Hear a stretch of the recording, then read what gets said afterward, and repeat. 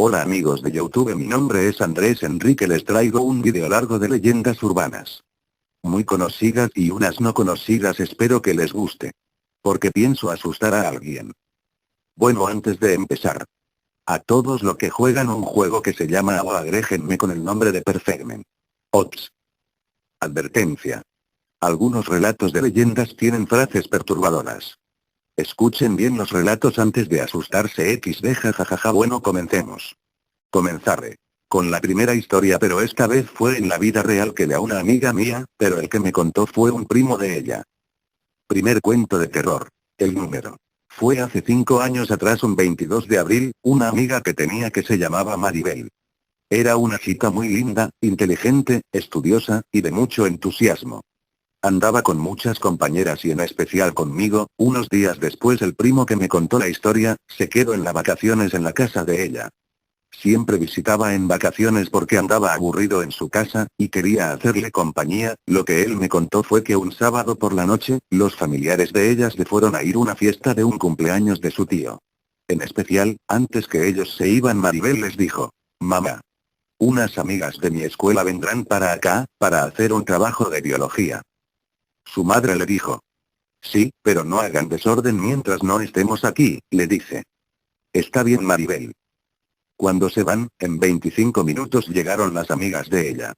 Trajeron utilarios de escuela, etc. Todo estaba muy bien entonces, pero en esa noche le cambió la vida a Maribel. Estaba viendo televisión, cuando las amigas de ella se encerraron en el cuarto de mi prima. No sabía lo que pasaba. Me asomo por la ventana de la parte de atrás del cuarto. Ellas estaban en una página web, que se llama Pedro dice o Pedro responde. Le estaba preguntando cuántas personas hay en este cuarto. Y le decía con exactitud. Hasta que un mensaje le apareció en la parte de abajo de la página: «Te pondré a prueba, haz clic aquí». Ellas hicieron clic. Le dijo en el mensaje qué es lo que tenían que hacer: «Les pido lo siguiente. Mañana a las 12 de la noche. Cuando sea luna llena, píntate abajo de tus pies el número de la bestia 666 y ponlo de frente del espejo, y dirás el secreto del universo». Al leer desde la ventana quedé paralizado y muy asustado, y bueno, empezaron a discutir quién iba a hacer el juego. Entre las tres amigas empezaron a jugar, piedra, papel y tijeras. Y bueno, el que perdió fue mi prima. El día siguiente mis tíos se fueron de viaje y volverían entre un mes. Solo quedamos los dos. Llegó la noche, era las 11 p.m. Y empezaron a llegar las amigas de mi prima. Sin medir media palabra empezaron a hacer el ritual de pie de la letra del mensaje que les mando en la página web. Ya solo faltaba 2 minutos para las 12, ya estaba lista para hacerlo. Estaba tan asustada mi prima que le dimos agua de azúcar. Pensé que eso sería mentira, o un simple juego. Pero era lo contrario. Unas de las amigas de mi prima se escondió en el baño del cuarto, para ver lo que pasara. Cuando sonó la alarma del reloj a punto de las 12. Ella quedó dormida de repente. En ese momento empezó a palpitar la luz. Se escuchaba pasos muy secos. Gritos llenos de espantos, lamentos y un frío horrible que recorría mi espalda. Y en ese momento un oso de peluche cercano a ella empezó a moverse y mirando fijamente a mi prima. Tan asustado y con un terror que tenía, no podía hacer nada. Bueno, el peluche quedaba mirando fijamente y empezó a salir sangre por sus ojos. Un momento a otro el espejo que estaba reflejado del número de la bestia que se pintó mucho antes del ritual. Empezó a formar una especie de sombra del infierno con los ojos rojos, los dientes salidos de su boca chorreando sangre. Estaba traspasando por su espejo, mi prima tan asustada y llorando y gritando. Cogió de lo que tenía en su alcance un martillo y partió el espejo y salió corriendo a pedir ayuda. Cuando llegó a la terraza se desmayó. Tan asustado y tembloroso llamamos al hospital.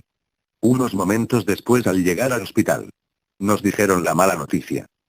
La muchacha ha muerto. Nos quedamos en boca abierta y una tristeza tan grande, que llamé a mis tíos para contarle lo que pasó, y se vinieron. Cuando recibieron la mala noticia, soltaron el llanto y un dolor tan insoportable como si le taladraban su pecho. Las amigas de ellas se fueron para sus casas. Con una tristeza enorme, con la culpa encima. Unas semanas después, unas de sus amigas estaban tan deprimida por la culpa, que decidió quitarse la vida, cortándose las venas mientras que se bañaba, y la otra amiga quedó internada en un manicomio. Por la culpa de lo que pasó ese día. Jamás la volví a ver. Les digo. Por advertencia a todos que escucharon este relato, no se les ocurra hacer cosas estúpidas de los mensajes que salen en páginas muy raras, ni por un motivo no lo hagan, porque quedarán perdidos por la culpa. Sean siempre positivos y piensen antes de hacer esa barbaridad. Ahora sí. Segunda leyenda urbana: agujas ocultas con SIDA. Una de las leyendas urbanas que por desgracia se han tornado realidad más veces es la de drogadictos que ocultan las agujas que utilizan para drogarse en lugares estratégicos como asientos del cine o la arena de la playa. Era la historia de Maite. Se disponía a pasar un agradable día de playa con su familia.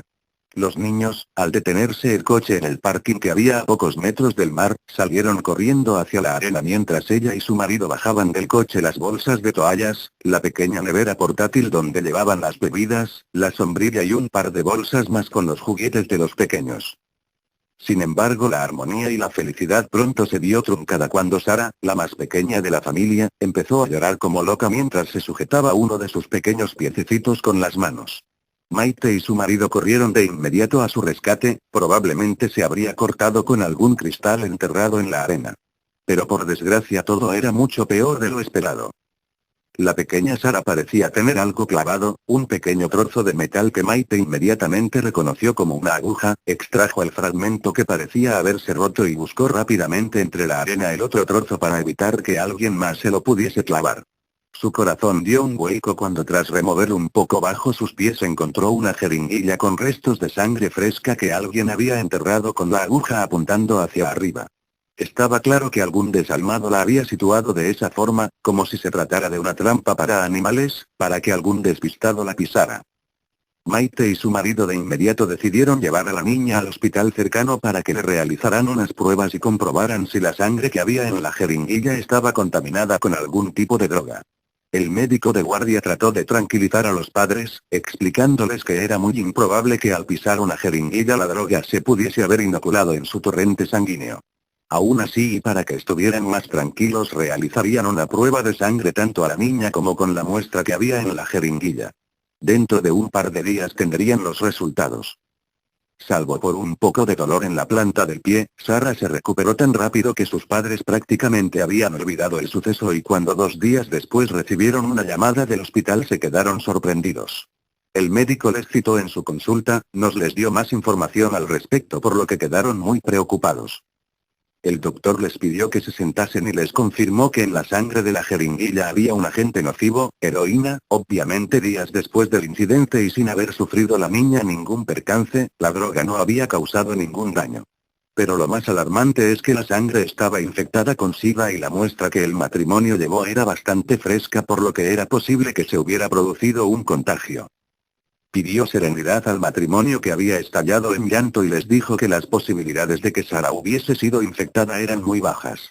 Aún así, por prevención debería realizarse un análisis de sangre pasados unos meses, para ver si tenía los anticuerpos en su sangre. Maite, al llegar a casa, empezó a buscar información en internet al respecto y quedó asustada al ver la cantidad de casos de contagio y de personas que se habían pinchado accidentalmente con una jeringuilla infectada. Al parecer, algunos drogadictos con el virus del SIDA dejaban las agujas en lugares estratégicos como las sillas del cine, buzones, máquinas de refrescos, en parques infantiles o, como era el caso de su hija, enterradas en la arena de la playa. Lo hacían con la intención de contagiar a la mayor cantidad de gente posible, sabiéndose desahuciados y con pocos años de vida.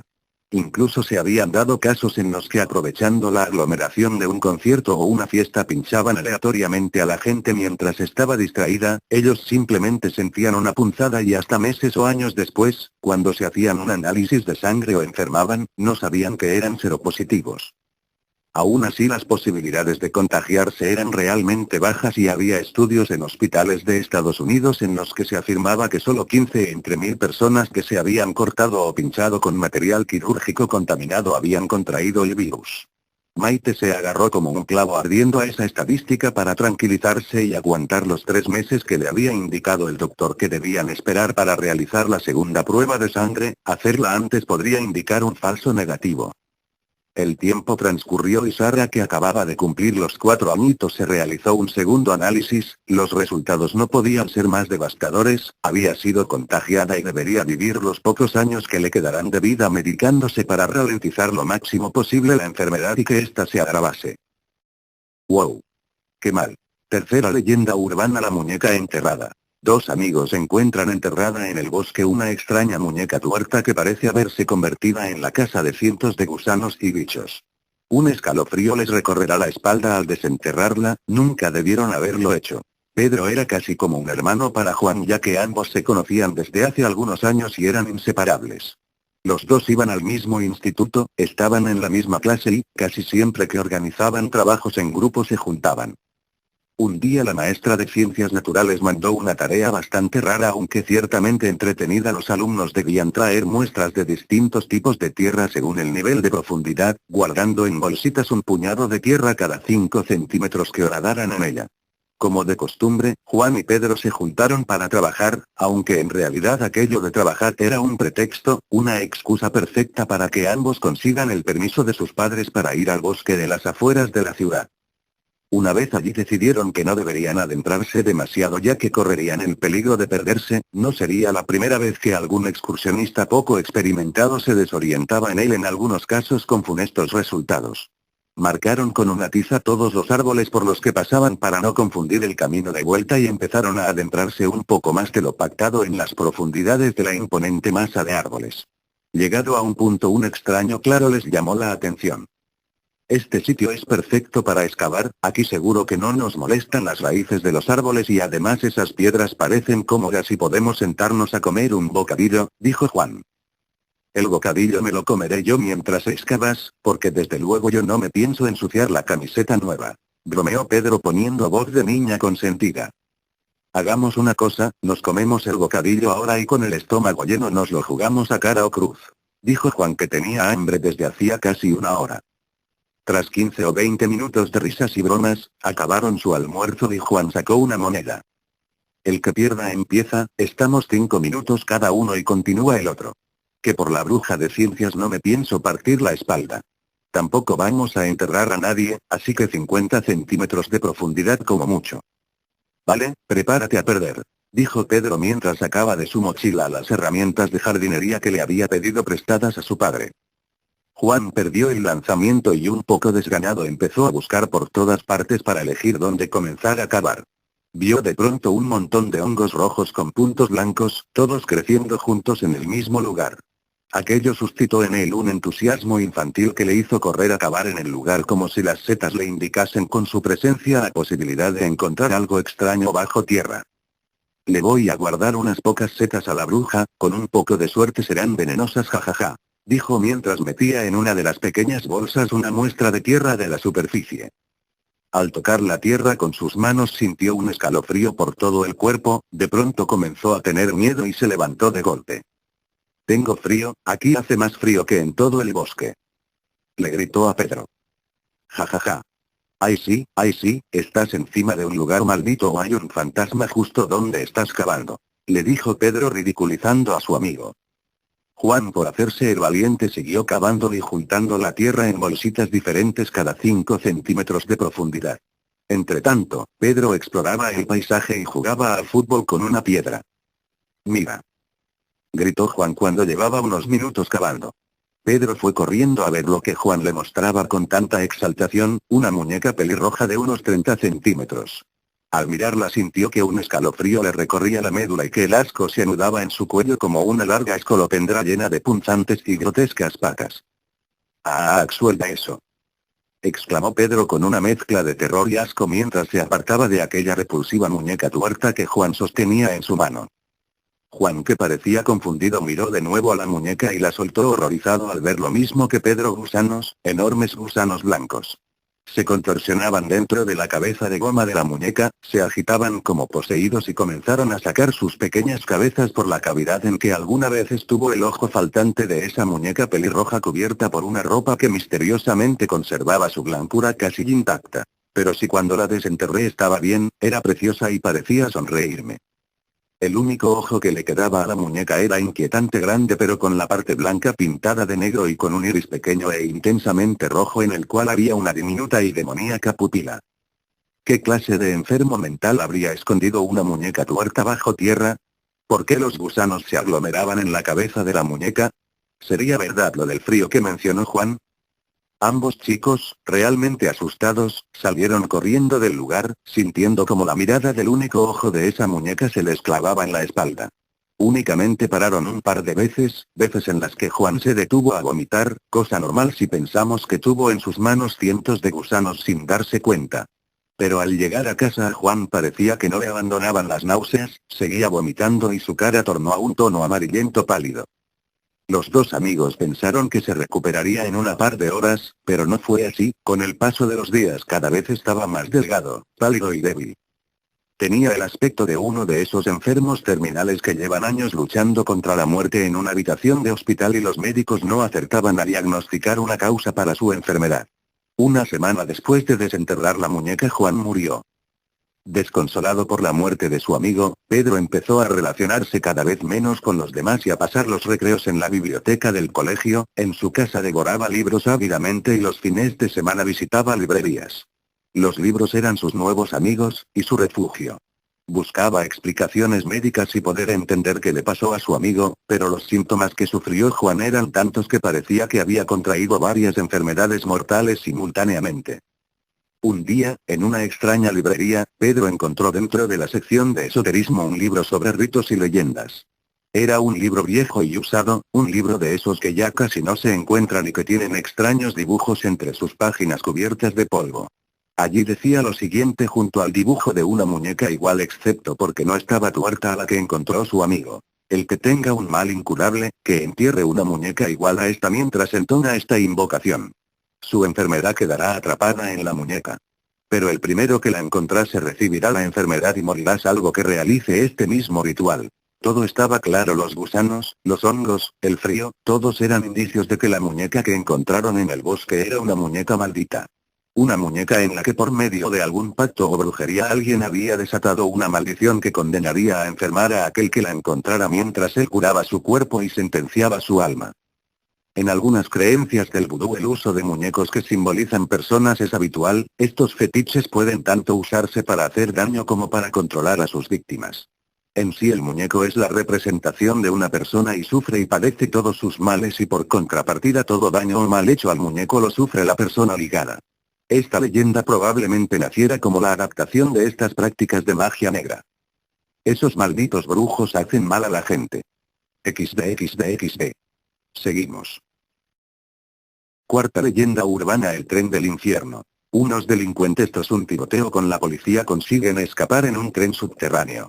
Pronto descubren que la infernal máquina no se detiene en las estaciones que pasan y cada vez acelera más su marcha hacia un destino desconocido. Cuenta la leyenda que dos atracadores fueron cercados por la policía y, en su huida, tuvieron que abandonar su vehículo de fuga y adentrarse en una estación de metro.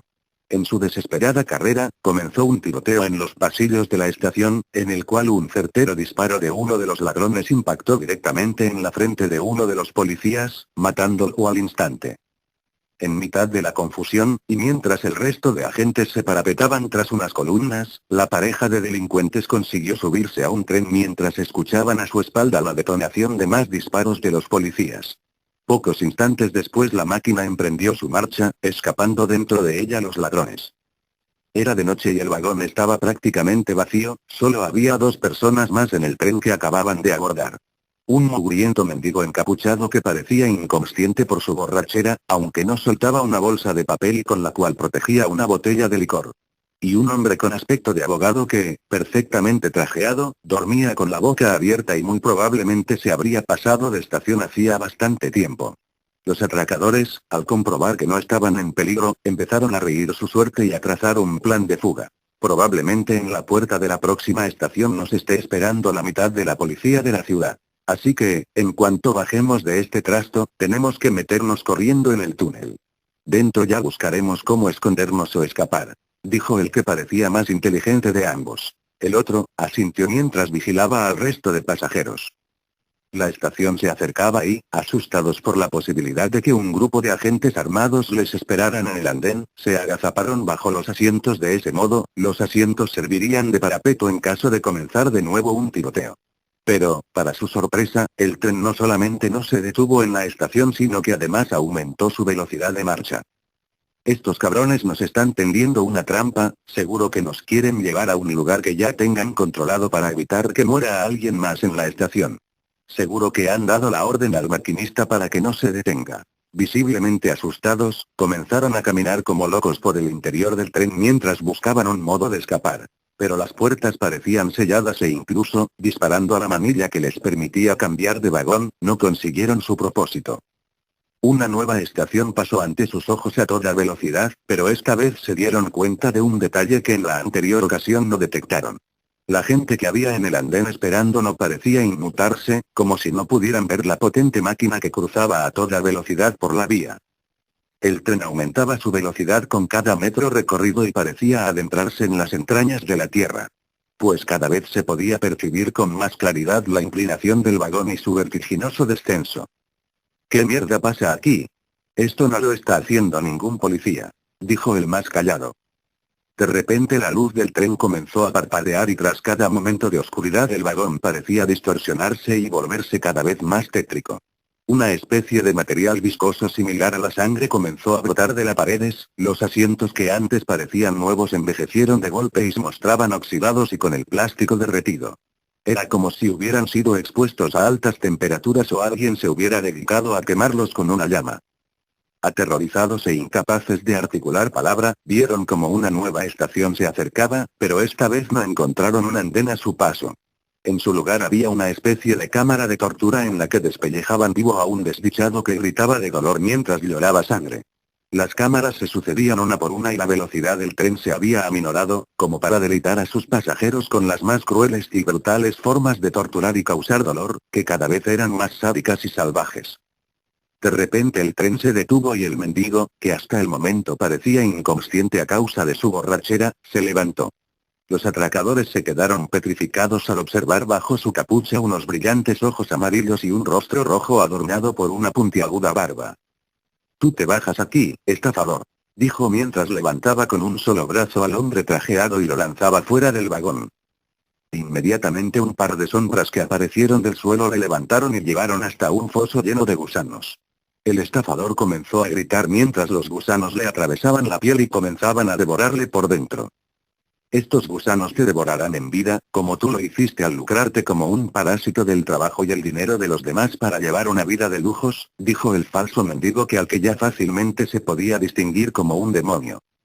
«Vosotros no tendréis tanta suerte, vosotros vais mucho más abajo». Al día siguiente las crónicas de todos los periódicos anunciaron la muerte de un policía y dos atracadores que fueron abatidos a pocos metros del tren en el que pretendían escapar. Wow, parece una película de terror combinada con acción, XD. Este es muy conocida. Quinta leyenda urbana: la chica que pisó una tumba. Un grupo de amigos entre bromas y alcohol comienzan a contar historias de terror. Uno de ellos reta al resto a pisar una tumba en un cementerio cercano. Según cuenta la leyenda, si lo haces el muerto te agarrará y llevará con él. Una noche, unos chicos celebraban una fiesta en un parque, entre risas y alcohol comenzaron a contar historias de terror. En la misma calle, había un cementerio y uno de ellos comentó lo mucho que le aterraba pasar por allí.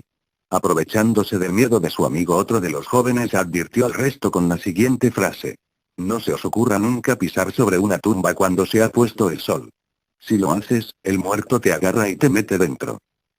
«Mentira», replicó Alexandra. «Eso son solo supersticiones».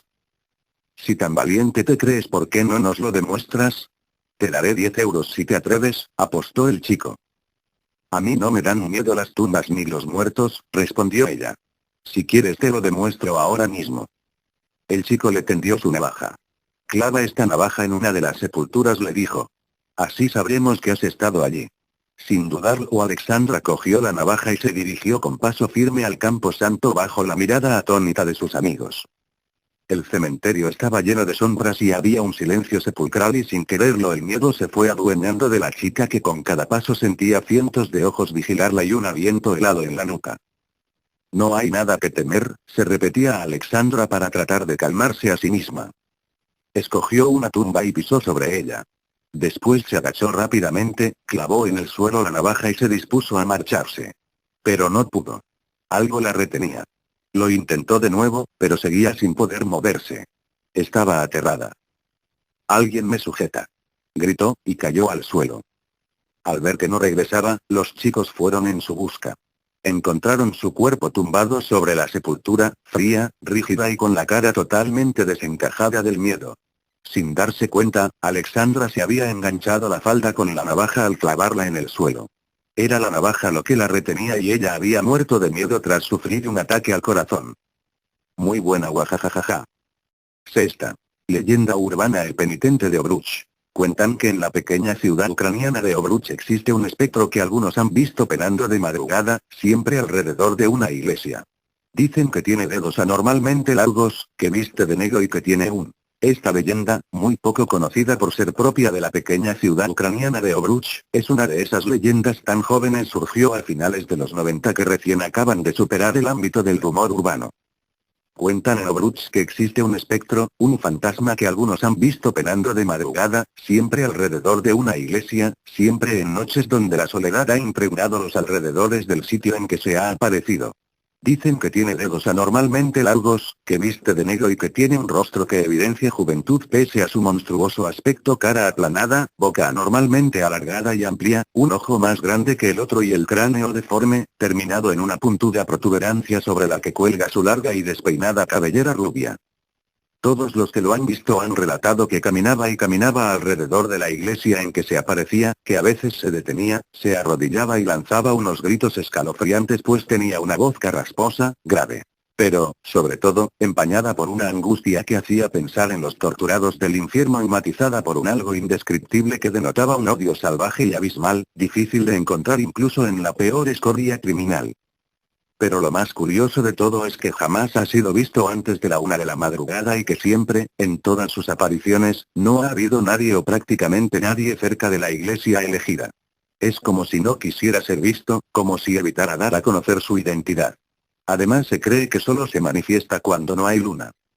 Quienes han tenido el valor de acercarse le han contado que el espectro salía de su abstracción. Todos dicen que siempre estaba como absorto en sus pensamientos, que se volteaba, rugía potentemente, se tiraba al suelo delante del testigo, miraba hacia arriba con gesto agonizante y, después de que sus ojos se volvían completamente negros, su cuerpo translúcido se llenaba de fuego y el espectro desaparecía entre alaridos de dolor. Su oscuro origen. Nada cierto se sabe sobre cómo empezó todo.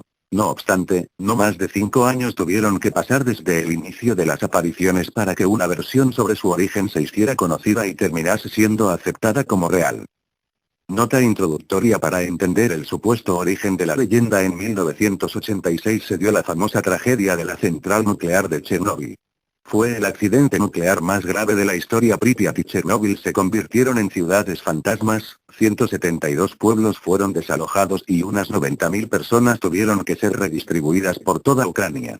Se declaró entonces una zona de exclusión, unas zonas con control permanente y otras con control periódico, todo dentro del área afectada por la radiación, área en la cual ciertas localidades, tales como Obruch, no fueron lo suficientemente afectadas como para ser desalojadas o sometidas a controles. Origen de la leyenda: inmediatamente después de la tragedia de Chernóbil, unas cuantas familias emigraron a Obruch en busca de una nueva vida. No obstante, cuentan que a inicios de los 90 una viuda madre de 5 hijos llegó tras haber sido expulsada de Pripyat, una ciudad fantasma que fue declarada parte de la zona de exclusión que el gobierno soviético, en ese entonces Ucrania era parte de la URSS, decretó tras el desastre nuclear. En otras palabras, la mujer y sus hijos habían estado viviendo en Pripyat sin que los controles los detectaran, lo cual no es muy difícil de creer teniendo en cuenta que, incluso en la actualidad, existe la leyenda urbana de que en Pripyat vive gente. Según dicen, al llegar a Obruch la mujer y sus hijos fueron conducidos a la casa de un tío, donde llevaron una vida relativamente normal hasta lo ocurrido a comienzos de 1996. Solo 2 detalles hacían que su vida no fuera completamente normal. El primero, que nunca se vio salir a la calle al menor de los 5 hijos, únicamente se vio a los otros 4. El segundo, que de vez en cuando se escuchaban gritos de dolor provenientes de la casa. Sin embargo, en cierta fría madrugada todos los vecinos del barrio se despertaron tras oír gritos en una casa. Los odio, los odio. Era lo único que todos recuerdan escuchar, aparte de unos cuantos chillidos de angustia, las detonaciones de una escopeta y los estoy ardiendo. Previos a la escena del joven envuelto en llamas que salió a revolcarse en la acera mientras su vida se apagaba. Tras venir a la escena, la policía encontró muerta a la madre, al tío y a los 4 hermanos del joven que al parecer se había autoincinerado. La prensa no dio mucha importancia al asunto. Nadie supo con certeza el porqué, simplemente se especuló que había existido presión policial para que el suceso cayera en el olvido. Algunos vecinos le habían dicho a la policía que a veces habían oído gritos de dolor provenientes de la casa. Alguien incluso afirmó escuchar una vez lo siguiente: mi cuerpo se quema, todo es tu culpa por quedarnos en Pripyat, vieja estúpida. No obstante, la policía le restó importancia creyendo que era un simple individuo en busca de protagonismo. Con todo, lo último que se supo fue que, según los análisis forenses, no existía gasolina u otro compuesto que permitiese pensar que el joven se había suicidado autoincinerándose. Al parecer, era un extraño caso de combustión espontánea ligado a lo que los forenses catalogaron como alteraciones genéticas. Síntesis y explicación sobre la difusión del supuesto origen de la leyenda. En suma, la versión sobre el origen del espectro dice que él era el mismo joven que sufrió combustión espontánea ese día, que lo monstruoso de su cara se explicaba por alteraciones genéticas que solo él y no sus hermanos desarrolló mientras vivió en Pripyat a espaldas del gobierno soviético, que había matado a su madre porque la culpaba de sus mutaciones y del ardor que sentía en su cuerpo, que mató al resto de la familia porque se sentía rechazado y había acumulado odio y, finalmente, que penaba cerca de iglesias porque estaba lleno de remordimiento y deseaba el perdón divino. Nadie ha explicado de forma suficientemente satisfactoria por qué el espíritu viste de negro. Unos dicen que está pagando el purgatorio en la tierra y que el atuendo negro le fue otorgado para representar la oscuridad de su alma. Otros, menos fantasiosos, plantean que simplemente vestía de negro antes de quemarse. Lo cierto es que, con el paso del tiempo, la historia sobre el origen del fantasma se ha ido llenando de detalles e incluso ha llegado a figurar en ciertos foros virtuales de la web en ucraniano. Séptima. Leyenda urbana: el Silbón. En los llanos de Colombia y principalmente de Venezuela, existe la leyenda de un espectro maldito que, tras matar a su padre, deambula por la llanura desde tiempos muy antiguos. Su espantoso silbido es sinónimo de muerte y desgracia, por eso le llaman el Silbón. Muchos son los habitantes de los llanos que cuentan haberlo visto sobre todo en verano, época en que la sabana venezolana arde bajo el rigor de la sequía y el silbón se sienta en los troncos de los árboles y recoge polvo en sus manos. Pero es principalmente en los tiempos de humedad y lluvia cuando el espectro vaga hambriento de muerte y ávido por castigar a borrachos y mujeriegos y a una que otra víctima inocente. Y es que cuentan que a los borrachos les succiona el ombligo para beberse el aguardiente que ellos ingirieron cuando se los encuentra solos por el llano, y que a los mujeriegos los despedaza y les quita los huesos y los mete al saco donde guarda los restos de su padre.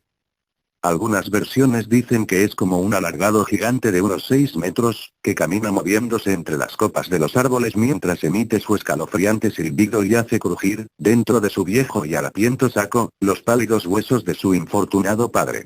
O, según afirman algunos, de sus múltiples víctimas. Otras versiones dicen que, sobre todo a los borrachos, se les presenta como la sombra de un hombre alto, flaco y con sombrero. Existe la creencia de que sus silbidos se suceden unos a otros en ciclos de do, re, mi, fa, sol, la, si y que se escuchan cercanos cuando no hay peligro y lejanos cuando sí lo hay, pues cuanto más lejanos suenan más cerca está. Unos piensan que escuchar su silbido es un presagio de la propia muerte, que puede oírsele en cualquier sitio y hora y que si lo oyes lejos entonces no te queda más salvación que el ladrido de un perro. O, para otros más optimistas, también el ají, un fruto rojo y muy picante que se emplea como condimento, y el látigo. Cuentan que, en ciertas noches, el silbón puede aparecerse cerca de una casa, dejando en el suelo el saco y poniéndose a contar los huesos uno a uno. Si una o más personas lo escuchan, no pasará nada. Si nadie lo escucha, al amanecer un miembro de la familia nunca despertará. En los llanos orientales de Colombia, donde le llaman el silbador, creen que es el alma errante de un mujeriego parrandero que murió en soledad. La gente afirma que él busca la compañía de alguien que a esas horas de la noche ose cabalgar.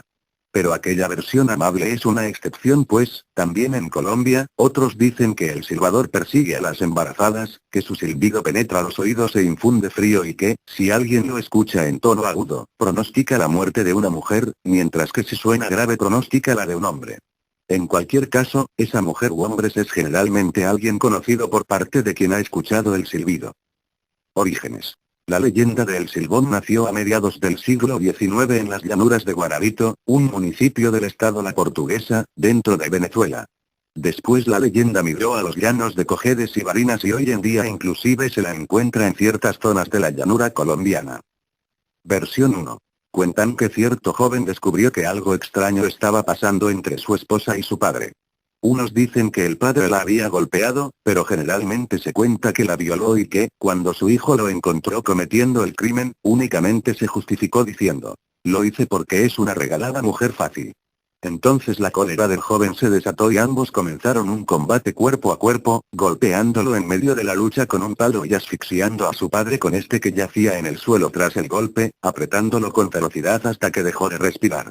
El abuelo, que había escuchado toda la pelea, pues se encontraba cerca, fue corriendo a ver qué pasaba y se encontró con el atroz parricidio. Conmocionado, juró que castigaría al joven, quien siendo de su propia carne y sangre, osó dar muerte a quien le transmitió la vida. Así, poco tiempo después se encargó de que el homicida fuese atado, dándole entonces una lluvia de latigazos. Eso no se le hace a su padre, maldito eres pato a la vida, le dijo antes de frotarle ají en las heridas y echarle al perro Tureco para que lo persiguiera. Según la leyenda, el espíritu del perro le perseguirá hasta el fin de los tiempos. Versión 2. El Silbón era un joven caprichoso y consentido, acostumbrado desde niño a ser complacido en casi todo. Un día, al Silbón se le antojó comer asadura de venado hecha con el hígado, el corazón y el pulmón del animal. Su padre inmediatamente salió de cacería de buscarle un venado. Pero he aquí que el padre tuvo una mala jornada de cacería y, tras regresar con las manos vacías, se encontró con la cólera de su hijo, el cual se descontroló y terminó matándolo y sacándole las partes necesarias para hacer la asadura. Después le entregó las partes a la madre, quien no sabía nada del asesinato. Esta acabó por darse cuenta de que las partes para la asadura no se ablandaban como de costumbre, sospechó de su hijo y avisó al abuelo. Tras descubrir el crimen, el joven fue maldecido por su abuelo y su hermano según algunos, también por la madre, quienes lo ataron, le pelaron la espalda a latigazos, le frotaron ají en las heridas, lo echaron con violencia de la casa y le soltaron al perro Tureco para que lo persiga. Variante de la versión 2. Dicen que el Silbón era un muchacho mimado, un joven que había crecido con tales excesos de libertad que, en su adolescencia, se fue de casa simplemente porque le apetecía ver mundo y hacer lo que le diera la gana. Fuera de casa, el Silbón llevó una vida libertina en la que las fiestas, los excesos de alcohol y el sexo desenfrenado y promiscuo estaban a la orden del día. Como era violento, cuentan que mató a varias personas y que por ello estuvo muchas veces en prisión. No se sabe cómo salía tan rápido. Pero finalmente el Silbón se cansó de todos los golpes y maltratos que le costaban los excesos de su vida pendenciera y libertina, por lo cual un buen día volvió al rancho de sus padres y allí, pese a todas sus atroces proezas, fue recibido con alegría y afecto. Ya pasados algunos días, el Silbón invitó a su padre de cacería. Y, cuando estaban algo adentrados en el bosque después de que el muchacho guiara al padre por un buen rato, encontraron un árbol delgado y torcido que les obstaculizaba el paso. Surgió entonces el siguiente diálogo entre el hijo y su padre. Papá, ¿por qué no enderezas ese palo? Está atravesando el camino. ¿Por qué no lo enderezas? Ay, hijo. Ese ya no se puede enderezar, debía hacerse cuando estaba tierno, cuando estaba chiquito, ya está muy formado y crecido, ya no se puede. Ah.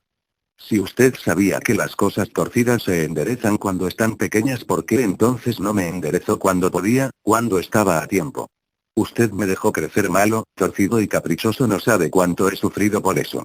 He tenido que matar tanta gente y sufrir tantos golpes para estar vivo ahora. Llegado el momento, el hijo le confesó al padre que pensaba matarlo, que tenía que vengarse por todo lo que había sufrido por culpa de él. Así y sin darle tiempo de huir, lo agarró del cuello, lo apuñaló y le sacó las partes hígado, corazón y pulmón con que se hace el asado. Después dejó el cuerpo tirado y fue a casa con las partes de su padre para que la madre hiciera un asado.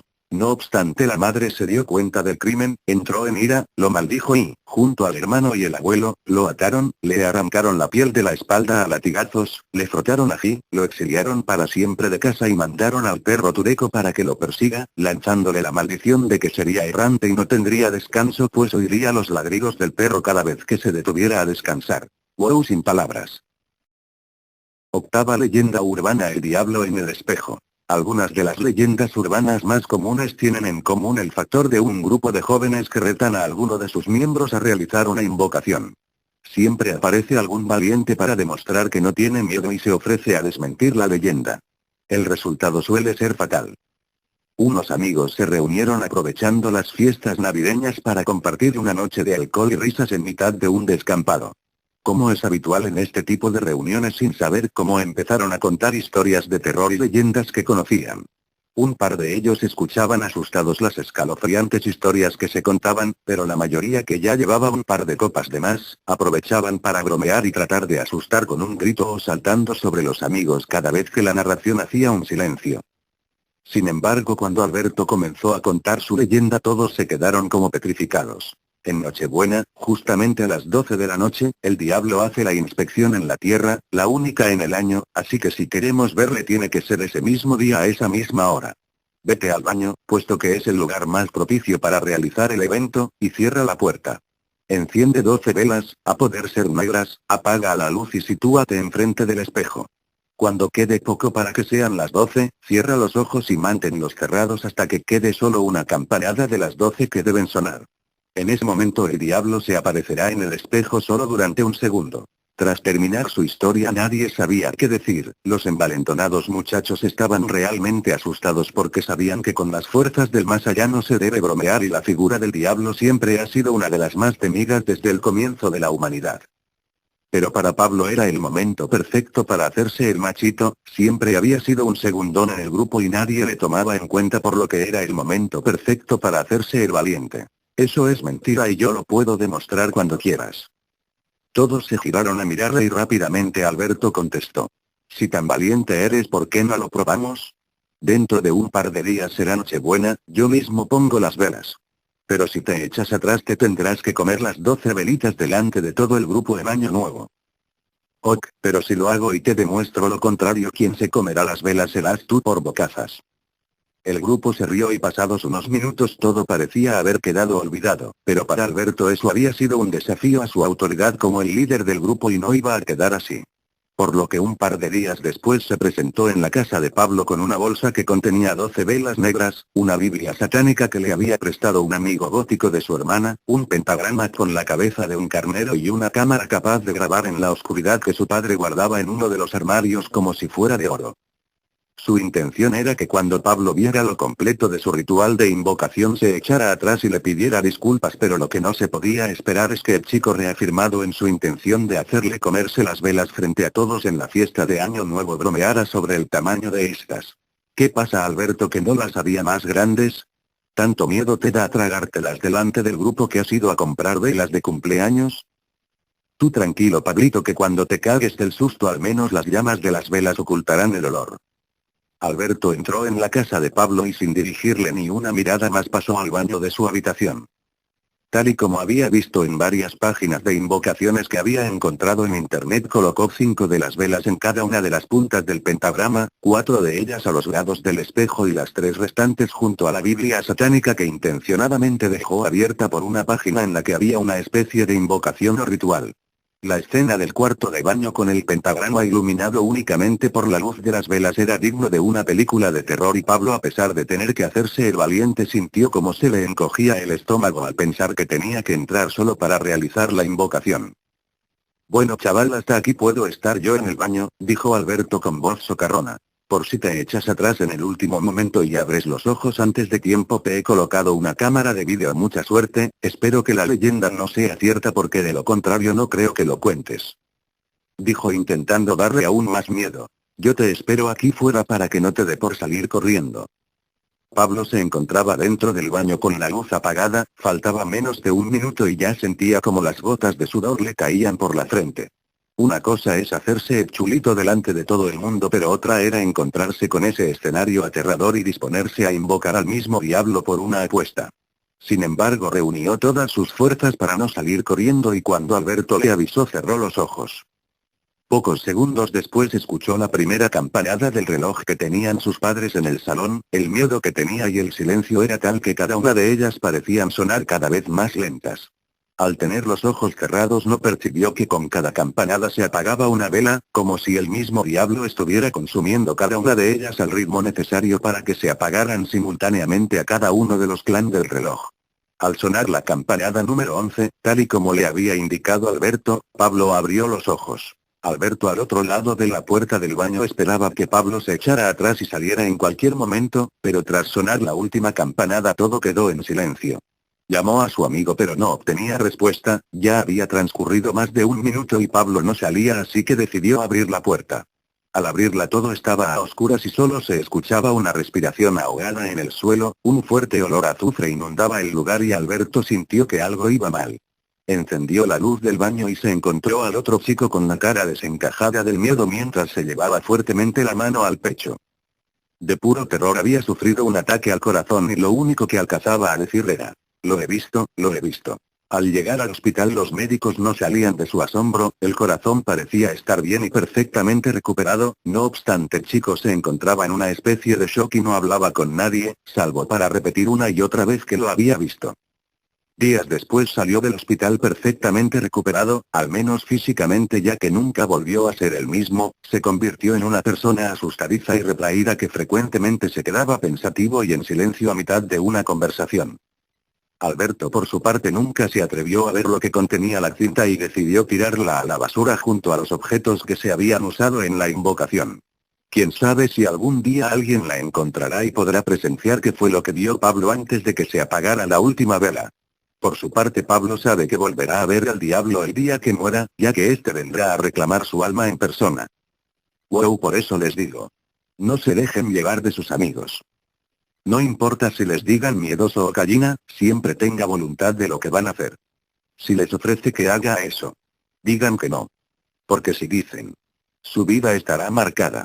Y después se arrepentirán de haberlo hecho, mucho cuidado. Novena leyenda urbana: la Casa de los Espejos. En la ciudad de Cádiz existe un caserón abandonado desde hace años en la que se dice que habita el espíritu de una chica asesinada por su propia madre. Su fantasma parece seguir viviendo en los espejos que hay en el casa. En la parte antigua de la ciudad española de Cádiz, por la hermosa zona costera de la Alameda Apodaca y frente al monumento del Marqués de Comillas, se yergue imponente una elegante casa de 3 pisos y abundantes ventanas que evoca con su arquitectura épocas pasadas. Cuenta la leyenda que en aquella casa vivía un importante almirante junto a su esposa y su hija. El almirante, que adoraba y consentía a su hija más que la cuenta, le traía un nuevo espejo cada vez que volvía de uno de sus viajes a tierras americanas.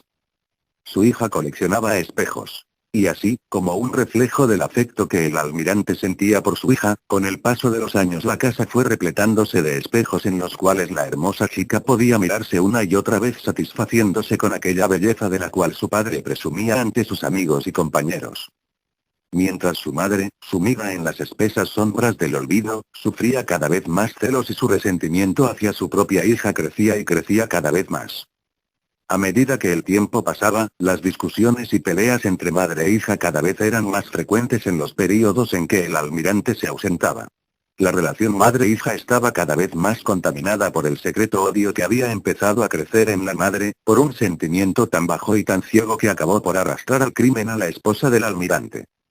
En uno de aquellos viajes de su esposo la mujer del almirante aprovechó para poner veneno en una bebida y así acabar de una vez y para siempre con aquella hija a la cual terminó viendo como una rival a la que debía liquidar para recuperar el amor que le había sido robado.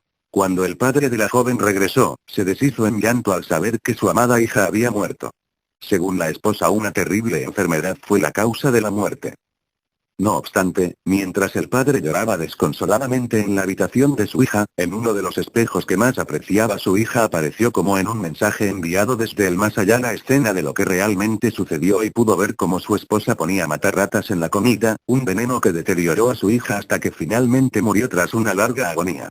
Atónito y lleno de ira ante la amarga verdad, el almirante obligó a su esposa a confesar el crimen y se encargó de hacer que fuese condenada a pasar el resto de sus días tras la soledad de las rejas en alguna mugrienta prisión. Sin embargo, y pese a haberse hecho justicia, el viejo marinero nunca más pudo vivir en aquella enorme casa en que cada espejo le recordaba a su hija perdida. Por eso se marchó lejos sin importar las consecuencias. Dicen que no se volvió a saber de él, dejando tras de sí una casa que permanecería abandonada durante décadas.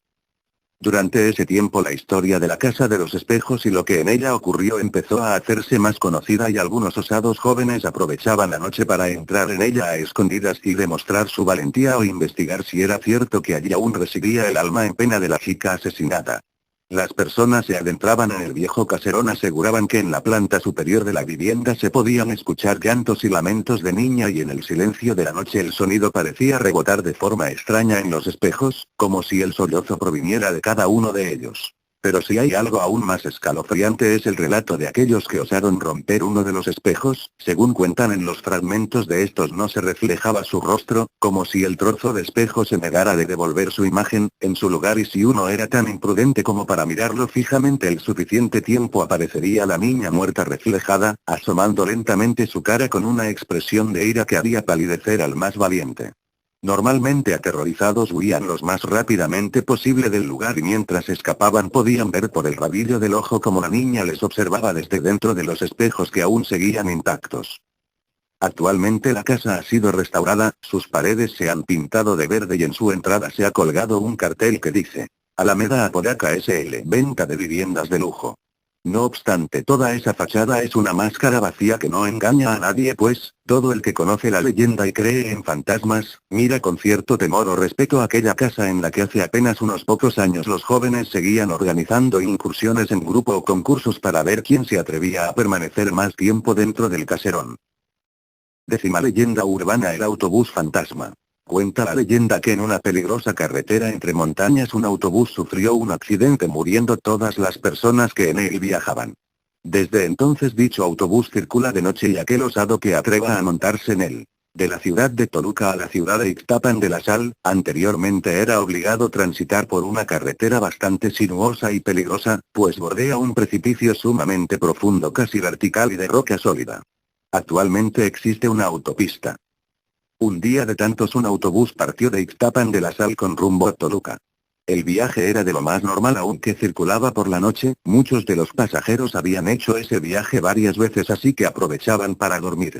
El autobús inició el viaje lleno, subió por la cuesta sin problemas cuando comenzó a llover, como tantas veces en esa parte del camino, entonces alcanzó el punto más alto y luego inició el descenso e iniciaron las famosas curvas de Calderón, un tramo de carretera, en el cual las curvas son sumamente cerradas y peligrosas, además se caracteriza porque sin importar si se va a Toluca o se viene de ella esa parte es de bajada, pues es parte de una hondonada bastante grande y donde hay un puente en el cual solo cabe un auto y está además al salir de una curva muy cerrada. En ese puente han ocurrido accidentes muy graves y muchos de ellos mortales, está tan hondo que al no ser por la cantidad de piedras afiladas a los lados, fácilmente podría sujetarse un monje. El autobús en cuestión inició su descenso, con lluvia y por supuesto el pavimento mojado. De repente los pasajeros se percatan de que el autobús está ganando velocidad y se asustan, reclamando al conductor, quien no dice nada en absoluto, entonces sumamente nervioso al fin atina a decir: están fallando los frenos. En poco tiempo el autobús toma tanta velocidad que es imposible controlarlo y en una curva el autobús se precipita al vacío, muchos mueren instantáneamente a causa del golpe, otros yacen inconscientes, hasta que el autobús se incendia y en poco tiempo es consumido por las llamas. Nadie escuchó los gritos de los pocos pasajeros que pedían ayuda y todos mueren de una forma horrible. Mientras tanto en las oficinas de la central de autobuses no reciben el reporte de que el autobús número 40 de esta línea de autobuses haya llegado, está demasiado atrasado y era el último de la noche de modo que si se averió, no habrá otro que lo alcance y pueda traer a los pasajeros, de modo que se envía un vehículo a investigar. No parece haber rastro de él en todo el trayecto, al menos no hasta llegar a las curvas de Calderón, donde una patrulla de la policía ha localizado un terrible accidente. No hay supervivientes y los cuerpos están unos destrozados fuera de lo que quedó del autobús y otros calcinados dentro del mismo. Solo fue noticia por poco tiempo, pero a partir de esa fecha y por las noches si te encuentras en la carretera de Ixtapan de la Sal, con rumbo a Toluca por la noche e intentas subir a un autobús, es posible que sea el número 40 el que se pare y te abra la puerta. Al abordarlo notarás que es un autobús antiguo, pero en buenas condiciones, y como algunas líneas de autobuses usan vehículos no tan nuevos, no te importará mucho, pero entonces te percatarás de que aun cuando va lleno, con personas de pie, hay siempre un lugar vacío, o dos o tres, siempre de acuerdo con el número de personas que se acaben de subir. Nadie ocupa esos asientos, así que te sientas aún cuando te parece raro, y sientes un vacío en el estómago. Te percatas de que a pesar de la hora nadie va dormido, mujeres, hombres y niños van despiertos, pero nadie habla, ni siquiera los niños, es un silencio pesado, además todos van bien arreglados porque... nadie lo sabe. El auxiliar del chofer, quien revisa los billetes o te cobra el pasaje, comienza pocos minutos después a revisarlos, preparas el importe de tu pasaje pero, jamás pasa a tu lugar para solicitar el costo, eso es aún más raro, pero piensas que al bajar en la terminal pagarás. Llegas a Toluca sin contratiempos, pero pasada la medianoche, entonces el chofer detiene la unidad antes de llegar a la terminal y te dice que debes bajar en ese momento, aunque el trayecto no ha acabado y no entiendes la razón, obedeces.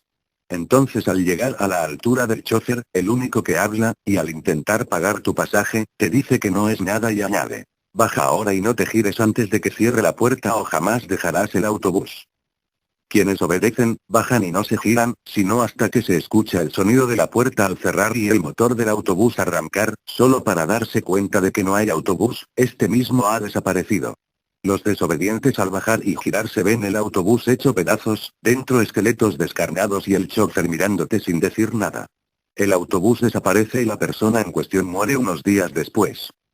Se dice que a partir de ese momento su fantasma sube al autobús y viajará eternamente en él por causa de su desobediencia. Si por casualidad algún día viajas a Ixtapan de la Sal y de regreso tu auto no funciona, no te arriesgues, si es de noche, a subirte a un autobús, quizás sea el número 40.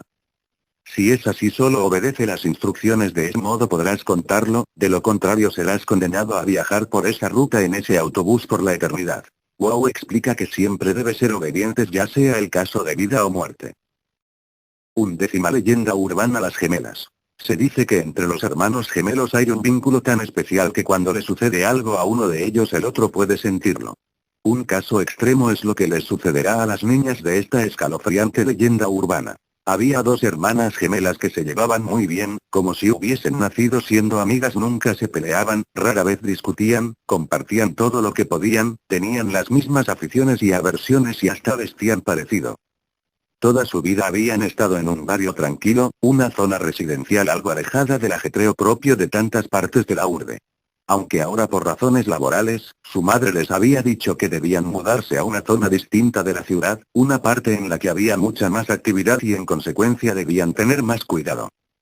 Llegó así un día en que llamaron a la madre del trabajo y, a diferencia de tantos otros días, las niñas debían cruzar solas una calle bastante transitada. Como habían atravesado esa calle cientos de veces junto a ella, la madre pensó que podía despreocuparse de sus hijas y les dijo que tenía que irse rápido y que ellas podían cruzar solas sin problema siempre y cuando miren a uno y otro lado y estén bien atentas a los automóviles. Las niñas siguieron el consejo de la madre y ésta siguió su rumbo dándoles la espalda. Pero, ni bien hubo caminado un par de metros, oyó un ruido espantoso, algo parecido al ruido que hace un coco al quebrarse. Eran sus hijas, tendidas sobre el pavimento con las cabezas aplastadas y los cerebros desparramados junto a esquirlas de hueso. A lo lejos un camión huía a toda velocidad, el conductor probablemente distraído con el teléfono o quizás tras haberse tomado un par de copas a la hora de la comida, las arrolló sin tan siquiera reducir su velocidad. El imprudente conductor, al sentir los cuerpecitos aplastarse bajo las ruedas del camión, aceleró y no solamente no las auxilió, sino que además puso en peligro a otros conductores que pudieron sufrir un accidente al cruzarse con él en su desesperada huida. Por desgracia todo el mundo quedó tan conmocionado que nadie tuvo tiempo de apuntar su matrícula, por lo que escapó impune. La madre lloraba desconsoladamente en medio del tráfico detenido, gritaba y agitaba sus cuerpecitos como esperando que se levantaran de nuevo y le ofrecieran una de sus sonrisas. ¿Cómo podría superar la pérdida de sus angelitos de tan solo 8 años? Dicen que el tiempo es el mejor remedio y así fue. Era joven, tenía apenas unos 28 años y un par de años después, se quedó de nuevo embarazada. Casualidades del destino, tuvo otra vez gemelas. El problema es que no lograba olvidar del todo a sus hijas fallecidas, sobre todo porque de alguna u otra forma sus nuevas gemelas, que ahora tenían justo la edad en que murieron las anteriores, le recordaban a sus primeras hijas. Tenían tantas cosas en común que algunas veces incluso se equivocaba de nombre al llamarlas y estallaba en lágrimas al recordarlas. Pero esta vez por nada del mundo descuidaría a sus pequeñas. Las tenía terminantemente prohibido cruzar la calle solas. Un día sin embargo vio que mientras jugaban en el parque cerca de su casa se estaban acercando demasiado a la calle y, aterrorizada, les gritó para que se detuvieran, a lo cual ellas respondieron al unísono. No pensábamos cruzar, ya nos atropellaron una vez aquí y no volverá a ocurrir. Wow, muy bueno, da susto. 12 de leyendas urbanas. El cartucho maldito de Majora's Mask. Nadie sabe a ciencia cierta si lo que les voy a contar fue el creepypasta de algún friki que quería sentirse importante o si en verdad fue algo que ocurrió. Todo lo que se sabe es que, la primera vez que apareció en la web, tenía un tono tal que resultaba difícil pensar que aquello fuera un engaño. Todo comenzó cuando a un joven sin mucho dinero le regalaron un Nintendo 64. El joven, que quería juegos pero no tenía la billetera gorda, decidió que una buena opción era comprar cartuchos usados. Y estaba de suerte porque justo al día siguiente de que le regalaran la consola, un anciano abrió una venta de garaje en la cual, entre muebles, lámparas, utensilios de carpintería y otros objetos innecesarios, gritaba su presencia un pequeño cartucho de Majora's Mask, un juego de la saga de Legend of Zelda. En cuanto al viejo que vendía el juego, bueno, digamos que su apariencia no le inspiraba demasiada confianza al muchacho. Había algo un tanto raro y siniestro en su rostro, en algunos de sus gestos y sobre todo en la mirada perdida en el infinito de sus pequeños ojos negros. A pesar de eso, después de preguntar si funcionaba, el chico se arriesgó a comprarle el viejo cartucho ya un poco desgastado, negro y con el nombre Majora escrito con marcador rojo sangre permanente al anciano. No le preocupó la rara apariencia del juego, pensó que aquello se debía a excentricidades de su antiguo dueño, que quién sabe. A lo mejor era uno de esos góticos extravagantes. Así, el chico se lleva el cartucho sin sospechar que aquello sería el inicio de una larga pesadilla. Cuando el chico encendió el juego, se dio cuenta de que debía tratarse de una versión beta porque habían pequeños errores en las texturas, nada grave, fuera de eso todo parecía estar bien. Aparte había un archivo bastante avanzado aunque no acabado bajo el nombre de Ben, pero el chico quería comenzar desde cero, así que creó un archivo propio en que bautizó a su personaje como Link. Al empezar a jugar creyó que todo sería normal hasta que, habiendo ya avanzado en la historia, se percató que en definitiva la programación del juego hacía que, sin explicación alguna o patrón lógico perceptible, unas veces apareciera el nombre de Ben y otras el de Link. El chico, que sabía algo de informática, pensó que aquello se debía a algún extraño bug y optó por borrar el archivo de Ben a ver si así acababa el problema. Sucedió justo lo contrario, empezaron a pasar cosas aún más raras, escalofriantes en algunos casos. Comenzó a salir la música al revés, a aparecer diálogos muy extraños, a ocurrir cosas ajenas a la trama normal del juego, a surgir glitches 2, risas macabras de fondo, etc. Y todo eso repitiéndose, volviendo una y otra vez. Mas lo peor de todo vino cuando el juego se reseteó solo y creó un archivo llamado Drowned. Ahogado en español. Fue allí que Skull Kid, el antagonista principal del juego, se le empezó a aparecer todo el tiempo, asesinándolo de forma instantánea cada vez que aparecía. Fue a partir de eso que Link empezó a aparecer contorsionado en posiciones igual o más demoníacas que las que salen en el film El Exorcista. Incluso Link llegó a aparecer de forma tétrica como un Zora que moría ahogado cuando los Zoras pueden respirar bajo el agua. Todo lo anterior resultó perturbador y a veces aterrador para el chico que adquirió aquel maldito cartucho. Pensó en dejarlo, quiso dejarlo pero no pudo porque la curiosidad y la fascinación lo anclaban ante aquellas visiones siniestras que desfilaban por la pantalla. Disfrutaba y a la vez sentía la angustia de la perturbación viendo cómo el nombre de Ben volvía una y otra vez junto a Skull Kid que, entre horrendas risas de fondo y música invertida, lo asesinaba sin piedad. Afortunadamente el chico llegó a un punto en que ya no aguantó más y decidió ir a ver al anciano para que le diga quién era ese tal Ben. Pero el viejo no estaba, había desaparecido junto a las respuestas que de él podía obtener. Desesperado, fue a averiguar entre los vecinos a ver si alguien sabía dónde había ido el viejo y si en efecto vivía donde él creía que vivía. Y sí, vivía en la casa del garaje y, según le dijeron, era un tipo muy raro y algo ermitaño, un hombre al que rara vez se lo veía pues casi nunca salía de casa. Desgraciadamente había salido justo cuando él lo había ido a buscar, pero, lejos de esperar a que vuelva, se dejó llevar por la ansiedad y preguntó por Ben. La respuesta que recibió le heló la médula. Le dijeron que Ben era un muchacho que vivía en la casa en que ahora vive el anciano y que, hace 8 años, Ben tuvo un horrible accidente en el que murió ahogado. Se dice que el chico de la historia que les he contado aún vive con el temor en la sangre, que nunca más volvió a jugar Majora's Mask, que tiene miedo de meterse al mar, que a veces sueña con que Skull Kid lo asesina y que vendió el cartucho a alguien que pidió reservar su identidad en secreto. Vaya Dios a saber quién será el portador del cartucho maldito y cuántos locos incluyendo el que les ha contado la historia darían una buena cantidad de dinero por el cartucho negro de las letras rojas. No acepten cosas de extraños. Y averiguar de qué se trata el juego. Bien, seguimos. 13 de leyendas urbanas. Cuentan que si entras a www.blindmaiden.com a cierta hora, verás imágenes aterradoras y se te ofrecerá participar en una experiencia de horror absoluto. Si aceptas, el espíritu de la dama ciega hará que lo lamentes. La leyenda de Blind Maiden es una muestra de las capacidades del horror para expandir sus tentáculos y seguir generando leyendas urbanas incluso en nuestros días. Nacida en el ámbito de la era digital, esta leyenda cuenta con multitud de personas que afirman haberla vivido. Pero, ¿en qué consiste? Se dice que existe un sitio llamado www.blindmaiden.com. Blind Maiden significa doncella ciega, un sitio en el que solo puedes ingresar si cumples con los siguientes requisitos: 1. Debes estar completamente solo, 2. Deben ser las 12 de la noche en punto y no debe haber luna, y 3. Las luces de tu casa deben estar apagadas. Según he averiguado, existirían también otros requisitos adicionales que no todos han oído de la leyenda conocen. 4. No deben haber artículos religiosos, crucifijos, estatuillas, rosarios cerca. 5. Debe ser un jueves 23, sea del mes que sea. 6. Otras personas dicen que el sitio no es www.blindmaiden.com sino www.blindmadeline.com. Quienes han entrado cuentan que lo que primero aparece es un enorme flujo de imágenes perturbadoras, imágenes que en algunos casos son tan horrendas y fuera de lo habitual que, según afirman los testigos, es imposible describirlas con palabras. Pero lo más preocupante, aunque no sea lo visualmente más insoportable, es el archivo de víctimas, una serie de personas sin ojos que aparecen arrastrándose en catacumbas, en cámaras de torturas, incluso en lugares llenos de sombras que se cruzan fugazmente y emiten espantosos alaridos. Dicen que después de aquello surge esta pregunta. ¿Te gustaría participar en una experiencia de horror absoluto? Si osas acceder, observarás atónito y congelado por el espanto como una macabra silueta se mueve por tu propia casa, primero en los lugares más distantes de aquel en el que estás. Luego, progresivamente, irás viendo cómo el espectro se acerca hacia tu habitación.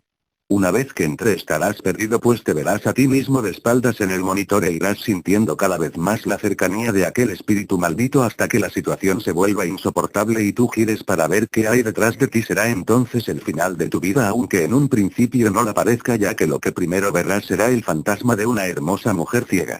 Mas luego, cuando se te acerque lo suficiente, su rostro se transformará de forma espantosa, su mandíbula se alargará y mostrará hileras de filosos colmillos ensangrentados, sus ojos primeramente blanquecinos se transformarán en dos fosas vacías y oscuras, su nariz respingada desaparecerá para dejar su lugar a dos pequeños hoyos. Y sus manos se llenarán de largas garras e irán directo hacia ti para arrancarte los ojos, para condenarte a ser otro ciego atormentado en el archivo de víctimas, otro curioso que murió sin dejar más rastro que su imagen en el escurridizo registro digital de los asesinados por la dama ciega. Y bueno, ¿qué dicen? ¿Se atreven a probarlo?